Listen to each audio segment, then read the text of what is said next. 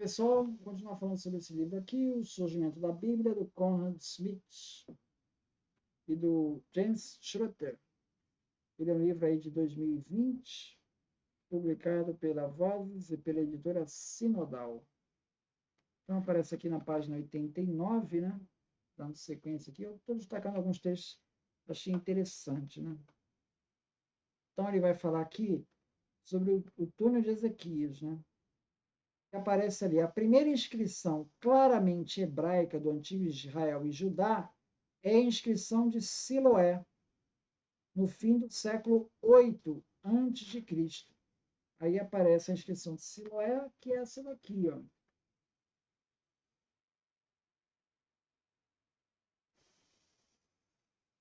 Isso vai dar para ver.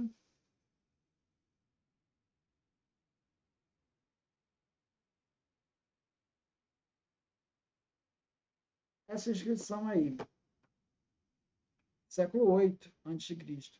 Ela relata sobre a perfuração do túnel de Siloé em Jerusalém, o aqueduto subterrâneo da nascente do Gion até o tanque de Siloé, que foi escavado em dois lados. É interessante como é que essa é uma obra de engenharia interessante. Você pega o morro, você escava de dois lados, né? Você começa daqui e daqui. Aí você sai caminhando, chega um ponto que vai encontrar. Pô, para encontrar precisa ter uma certa engenharia, hein? Não é tão trivial, não. A datação da inscrição e do túnel, no entanto, é incerta. Ela depende da atribuição da construção do túnel a Ezequias de Judá, que aparece em 2 Reis 20.20, o que é arqueologicamente não é improvável, mas também não pode ser comprovado. Surpreende, entretanto, que a própria inscrição não nomeia um rei, nem provém de lugar público, originando-se, pois, dificilmente de um contexto oficial. Ou seja, veja, não é uma inscrição oficial, foi alguém lá do povão lá que escreveu. Ela foi descoberta em 1880, 6 metros da abertura do leste do túnel. Talvez ela seja também uma indicação de que a capacidade de ler e escrever da população da Judéia não se restringia, como de costume, à casta dos escreventes. Olha que coisa interessante. Ou seja, estava disseminado a escritura século 8 a.C. Tomando por base as descobertas epigráficas, parece cultural e historicamente concebível que a formação de tradições de escritas de textos bíblicos subsequentes iniciou a partir do século 9 ao século 8 a.C. Tá? Mesmo que se tenha que ser cuidadoso com a determinação dos limites históricos estritos, em vista da inscrição de Balaão em Tel Deir Ala, essa impressão geral permanece significativa, sobretudo por coincidir com duas outras observações. Por um lado, a profecia escrita em Israel e Judá surgiu numa época em que também a cultura da escrita já estava suficientemente desenvolvida para permitir o surgimento dos textos literários a partir do século 8 a.C. Tá?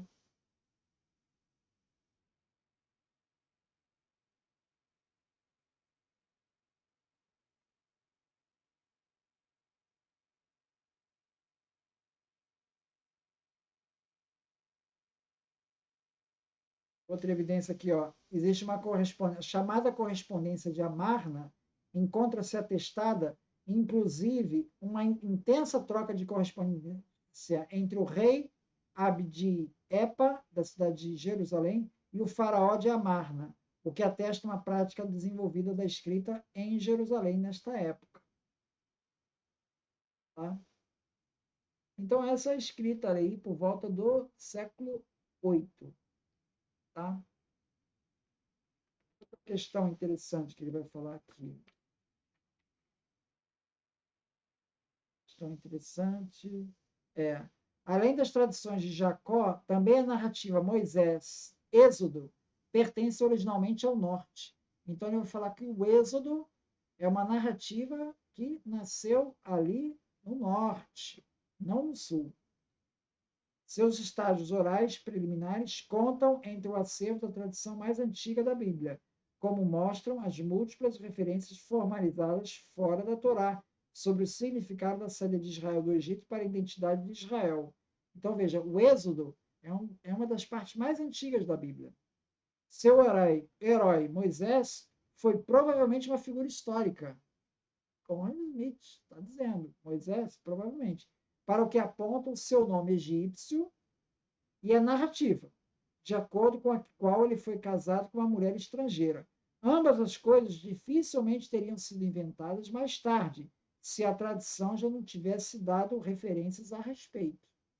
Tá? Os panos de fundo históricos do próprio Êxodo são difíceis de aclarar. Por um lado, é certo que ele não ocorreu assim como é descrito na Bíblia. Tal êxodo em massa teria deixado vestígios que poderiam ser descobertos arqueologicamente, o que, porém, não é o caso. Acima de tudo, entretanto, ainda não existia o grande Israel, que poderia ter saído conjuntamente do Egito. Então, a própria ideia de grande Israel saindo do Egito é anacrônica. Ela só emergiu, essa ideia de grande Israel, gradativamente já na terra de Canaã. Então, ele vai falando aqui dessa questão do êxodo, então, não, ele questiona as proporções, né? As proporções do êxodo. Outra coisa que ele chama a atenção é uma analogia com a Síria. Ele fala assim sendo, originalmente, a narrativa Moisés-Êxodo foi transmitida de forma independente da história dos patriarcas. Não é fácil decidir se sua versão escrita mais antiga surgiu ainda antes da queda do Reino do Norte, ou só depois. Lembra, o Reino do Norte caiu lá pelos assírios, né? Lá em 722 a.C. Chama a atenção que tanto ela como a narrativa de Jacó conseguem apresentar suas histórias sem a figura de um rei. Em qualquer caso, é provável que a forma literária da narrativa Moisés-Êxodo, que começa com a história do nascimento de Moisés, em Êxodo capítulo 2, tenha surgido somente depois de 722 a.C., só depois que os assírios chegaram. E isso devido à sua clara tendência anti-assíria. Então, os assírios estão dominando e inventaram uma história anti-assíria. Êxodo 2 parece ser uma recepção crítica da lenda de Sargão. Ou seja, ele sugere que pegaram a lenda do Sargão e deram uma adaptada crítica ali. A lenda do Sargão diz assim: Sargão, o poderoso rei, rei da Cádia, sou eu. Minha mãe era uma sacerdotisa, meu pai não conheço. O irmão do meu pai mora nas montanhas. Minha cidade é o Zupirano, que fica às margens do Eufrates. Eu fui concebido por minha mãe, a sacerdotisa, que me deu a luz em segredo. Ela me colocou em um cesto de cana, é o tal do cesto, que é igual ao do Moisés, né? E com azar trancou a tampa sobre mim. Ela me colocou no rio, ao qual eu não deveria sair. O rio me levou para aqui, para o Criador da água, que ele me trouxe. Aqui, o Criador da água me tirou quando se ergueu sob o balde criador. Aqui, o Criador da água me criou em lugar de um filho. Aqui, o Criador da água me colocou em uma posição de jardineiro.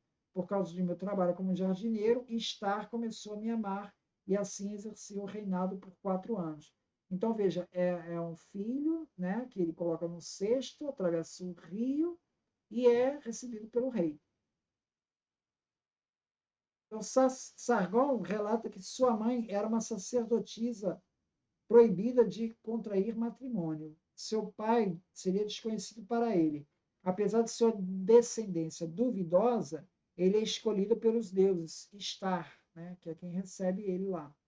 O que se mostra em sua milagrosa preservação no cesto, e no fato da deusa Estar lhe presentear com seu amor, que significa lhe conceder o reinado.